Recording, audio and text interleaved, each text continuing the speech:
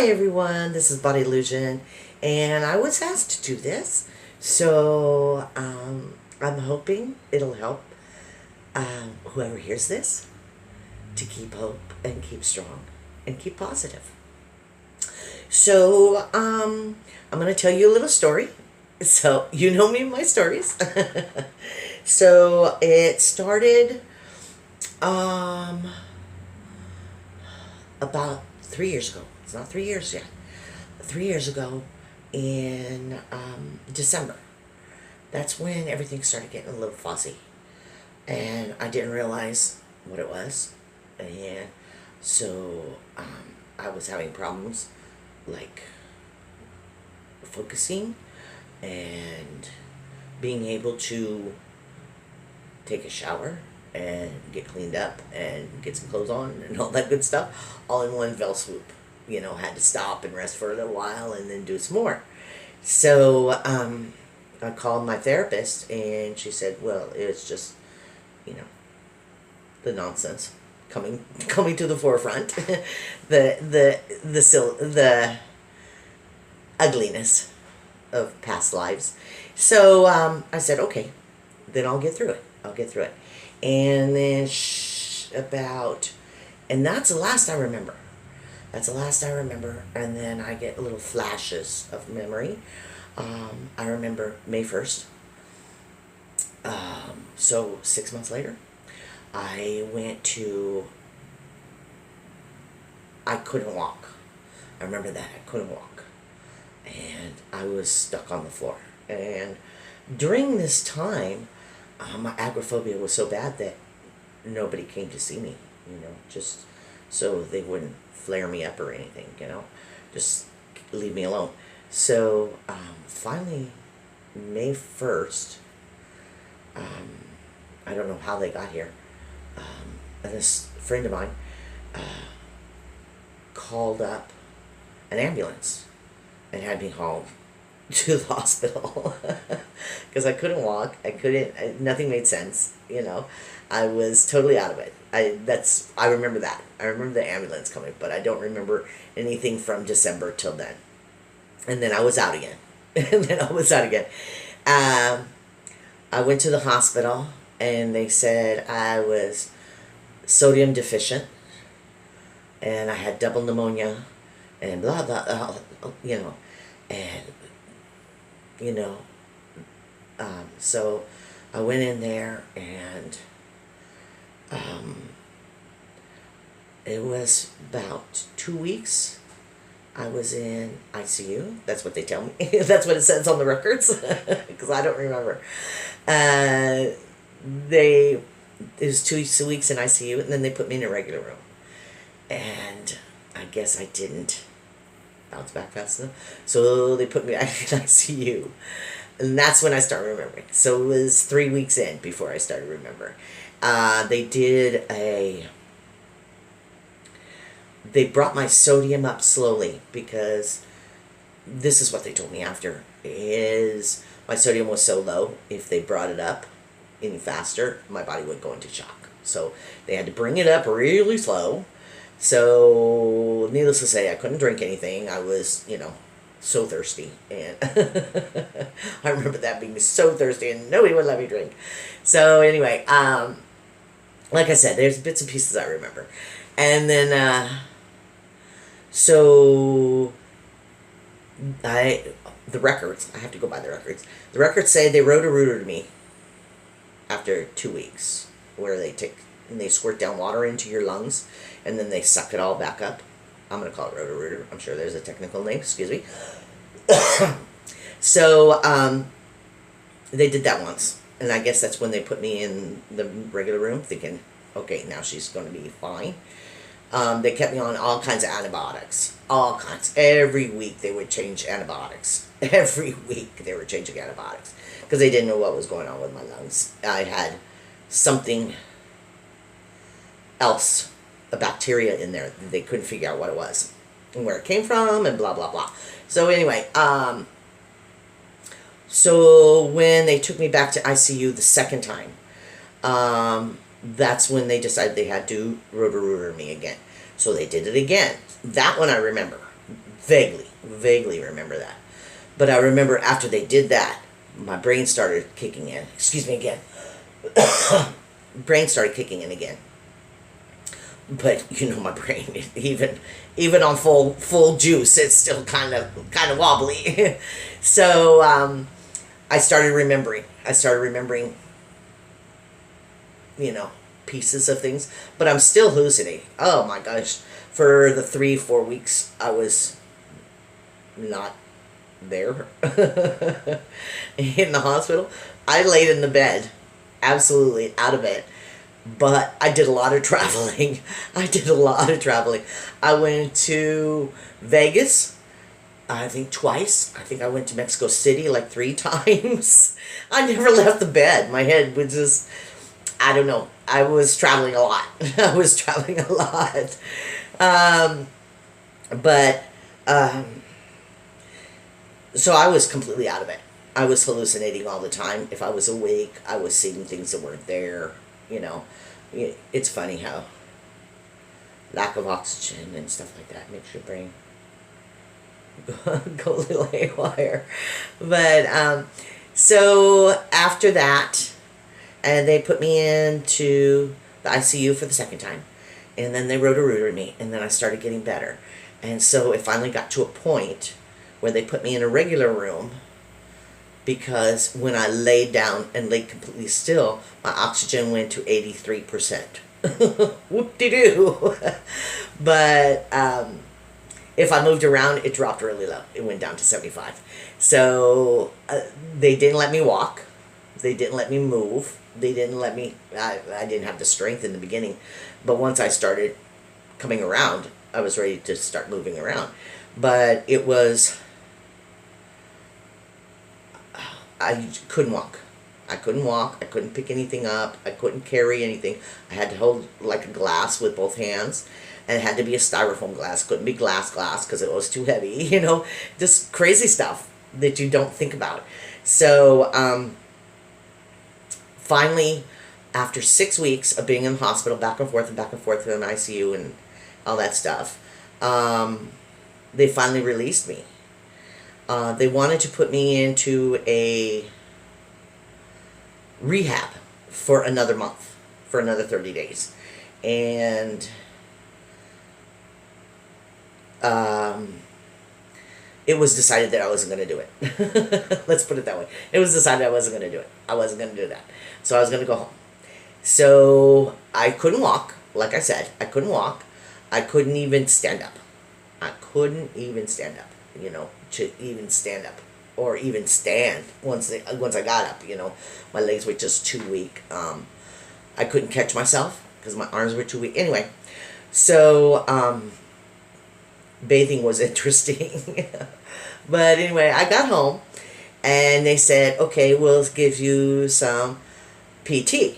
We'll send you home with some PT. And I said, okay, great, whatever, And they sent me home with 1 month of PT and physical therapy. And it was once a week. So I got four visits for an hour to get me to walk. Needless to say, I didn't walk in that time. So, but I did what they asked me to, and when they weren't there, I did the little things they taught me, to get strength up. But in that month, I still didn't walk. I was still stuck. So, but when they released me, they told me verbatim, the doctor told me, that you will never walk again. Don't even bother it. You're never going to walk again. And you will live the rest of your life on oxygen. 24/7, you'll be on oxygen. So they sent me home with one of the big oxygen tanks, that you have around the house. And then they sent me home with a portable one, So when I went traveling and stuff, I had one.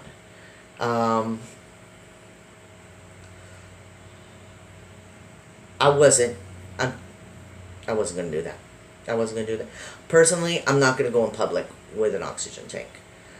I'll just not go in public. That's my philosophy. I'm not doing that. I'm not. I'm not doing that.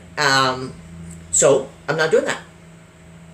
So after a month of being home, and the physical therapist had already done their physical things for the 30 days, I sent all the oxygen stuff back. I sent it back. I went, I'm not doing this. I'm not doing this. So I learned how to breathe differently. I mean, you hear me cough all the time? That's fine. That's fine. You don't see a candle in my nose, right? So I'll take coughing periodically for, and the walking. I mean, I still, excuse my terminology, I still walk like a drunk.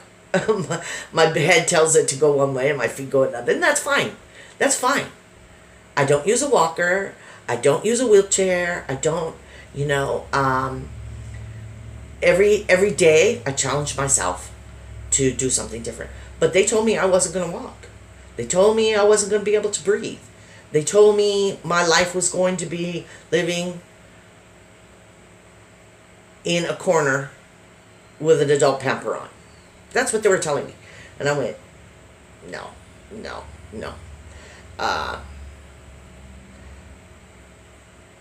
When I went back to them, at follow-ups and all that stuff, they were, like my lung doctor, he was shocked that I sent my oxygen back. He was like, what? And I said, I'm not going to do that. And he goes, okay. Okay. But that's the way I did all of it. When I was strong enough, I would cut things off because they were planning on keeping me that way, and I wasn't going to let them. My primary said she hadn't seen a recovery like that before. She said it was all because you stay positive. And I'm like, you just don't know how scared I was. But I didn't let it get to me. I thought, you can tell me whatever you want to. You tell me what's going on, and I'll try to understand it, and I will do my best to work around that.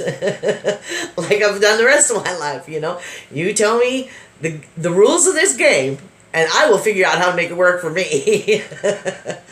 So, as I was saying, I can walk.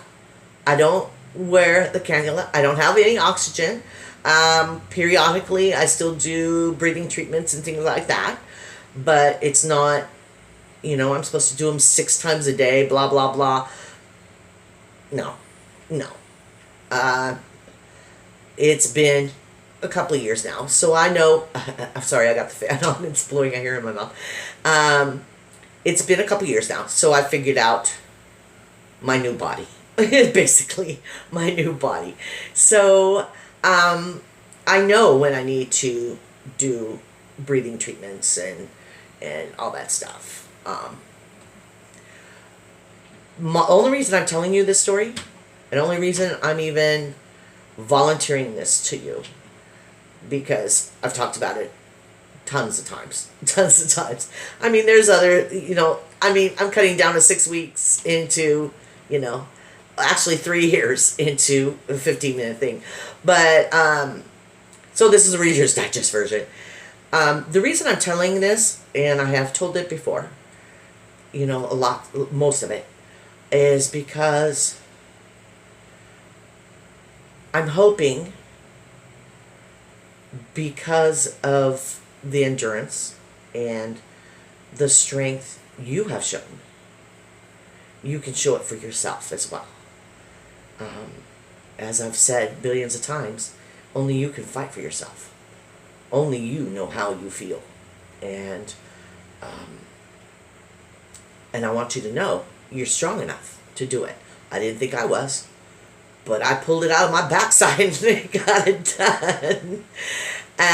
So I look back on the paths I've been, and I've said this too, look back on the paths I've been and where I've been and what I've fought to get here.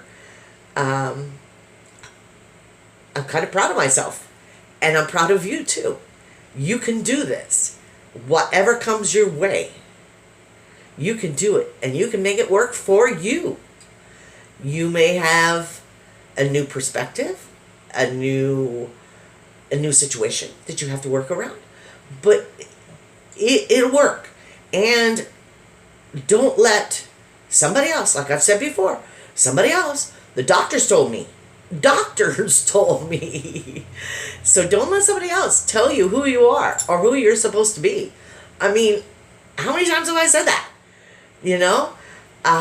You be you. And you fight for you. Do you understand how I got all these things? It's just because the paths I've lived, the lives I've lived. You're strong. You're beautiful. And I love you. And I want you to be the best you can be. And I love you. And that's the only reason I'm telling this story. It's because I want you to know there's life after somebody has told you this is what your life is going to be.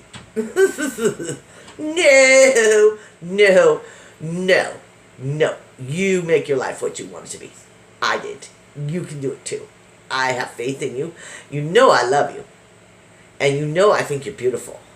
And you know I think you're strong. You know all this. I will tell you till my dying day. You know, until it goes from here to here to here. I will keep saying it. You're beautiful and you're strong. And you can do it. You can do it. You are the best. And you can just get better. Okay? I love you. I love you. And just stay as strong as you can stay. And if you need some help, reach out. Reach out. There's so many people that love you and that care about you. Okay? And I'm one of them. All right? So this is Body Illusion saying, try to make today the best and make it a little bit better than yesterday. And I love you.